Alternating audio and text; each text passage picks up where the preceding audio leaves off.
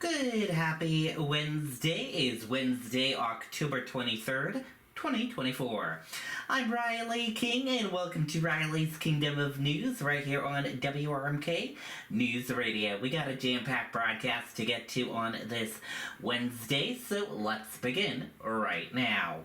First up, President Biden stops in New Hampshire 2 weeks before Election Day. Let's take a listen to that report from WMUR News 9. With 2 weeks to go before Election Day, the president spoke here at the Democratic headquarters, looking to shore up support so New Hampshire doesn't go red.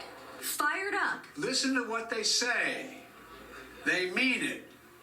They mean it. And pleading with voters. Please, please, please. We count your votes earlier than everybody else. President Joe Biden making a stop in Concord just 2 weeks before Election Day. New Hampshire is a beacon, not a joke. You're a beacon. You guys do it, it'll send a message that's profound.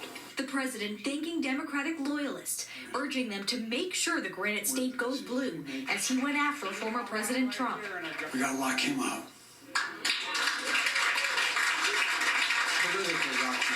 Attacking him in a policy speech earlier in the afternoon, too. He wants to replace the Affordable Care Act, what he calls, this is what he refers to, a concept of a plan.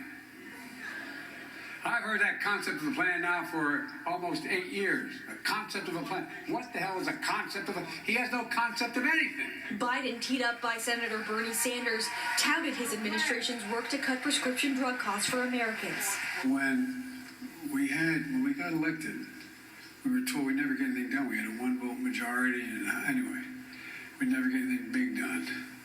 We got a hell of a lot big done. The visit was a last hurrah of sorts, likely his last time in the Granite State as president.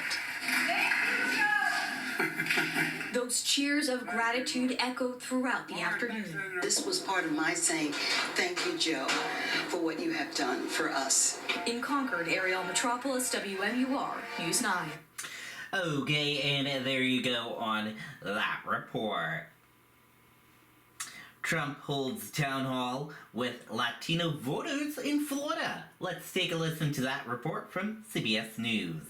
Good evening, I'm Nora O'Donnell, and thank you for joining us on this Tuesday, 2 weeks from Election Day, as the final battleground sprint is underway. Every hour matters for these candidates as they try to reach as many voters as possible in the key states that will decide this election.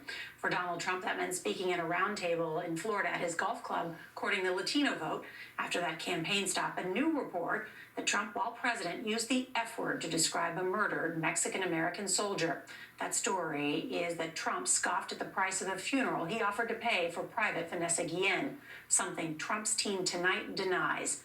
We have both campaigns covered tonight. We're going to start with CBS's Nicole Killian. She's on the trail with Donald Trump in Florida. Good evening, Nicole.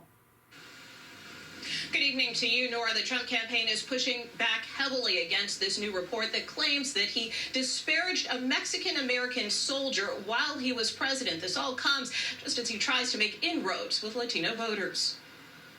We believe, Lord, that you are the answer for all the problems. Today, an all-hands effort to deliver the Latino vote as faith leaders prayed for former President Donald Trump. In Jesus' name, amen. The former president kept his focus on immigration and slammed the conditions at the border. There's something about that border that's just really, really evil. The drugs, the human trafficking. But in front of the Hispanic audience at his Doral Golf Club, Trump did not mention his plan for a mass deportation of 11 million people, although he did continue to double down on anti-immigrant rhetoric. These are ruthless, horrible people. The former president is looking to close the gap with Vice President Kamala Harris among Latino voters nationwide. Republican Congresswoman Maria Salazar, the daughter of Cuban exiles, argued voters should look past the harsh language. But do you agree with the rhetoric that the former president uses? I think that he is a very picturesque person. People are separating the personality from the policies. What's good for my pocket? What's good for my values? That's where we're going with Trump. After that event, The Atlantic magazine published these alleged remarks from Trump in the Oval Office 4 years ago, discussing the cost of the funeral of Vanessa Guillen, a 20-year-old Army private and daughter of Mexican immigrant who was killed by a fellow soldier at Fort Hood. Trump had offered to pay for the funeral. It doesn't cost $60,000 to bury an effing Mexican. It quotes Trump as saying, "Don't pay for it." The sister of Vanessa Guillen said her sister's death is being exploited for politics, while several of the former president's White House aides said the Atlantic report is absolutely false. Nora? Nicole Kelly in Florida for us tonight. Thank you, Nicole. Okay, and there you go on that report. We want to hear from you. We want your thoughts and opinions on that. Email us right now at rknetwork1995@gmail.com. That is rknetwork1995@gmail.com. And we want your thoughts and opinions on what do you think about Joe Biden visiting New Hampshire yesterday. Email us right now at rknetwork1995@gmail.com with your thoughts and opinions. Breaking down the candidates' ground game in battleground states. Let's take a listen to that report from CBS News.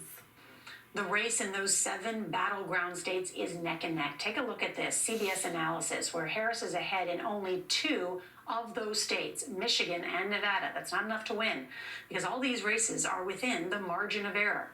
That is why both candidates are trying to reach that small sliver of undecided voters that could decide this election. CBS's Robert Costa is here. And Robert, we were talking about it is so hard to read how this election may go, but you see these candidates through their strategy. They're trying to reach these undecideds and turn out their core supporters. Nora, in this intense closing lap, you have sources inside both campaigns saying they're trying to reach non-voters, people who don't normally participate in elections. They also want to reach skeptical voters. For Republicans, that means reaching out to members of the labor movement in the industrial Midwest and in the South. For Democrats, that means talking to suburban Republican women in places like outside of Milwaukee and outside of Philadelphia. And you have an intense battle over voters of color. That's why the former president was meeting with Latino voters today, and former President Barack Obama reaching those voters today for Vice President Harris. And then, of course, in these final 2 weeks, they bring out the celebrities to try and gin up excitement. We're going to hear from Bruce Springsteen and more. It's the season of podcasts and celebrities on this campaign trail. And that's because these campaigns want to reach people in non-traditional ways. They know a lot of college-age men and women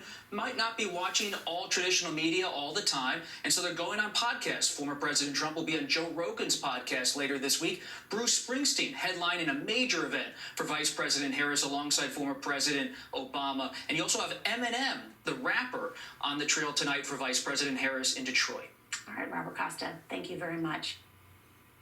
Okay, and there you go on that report. We want your thoughts and opinions on that as well. Email us at rknetwork1995@gmail.com. What do you think the outcome would be if we had Election Day right now? Let me know. I want to hear from you. Hey, that does it for this edition of Riley's Kingdom of News right here on WRMK News Radio. Thank you for tuning in and listening. Have a fantastic Wednesday, and we'll talk together tomorrow. Bye now.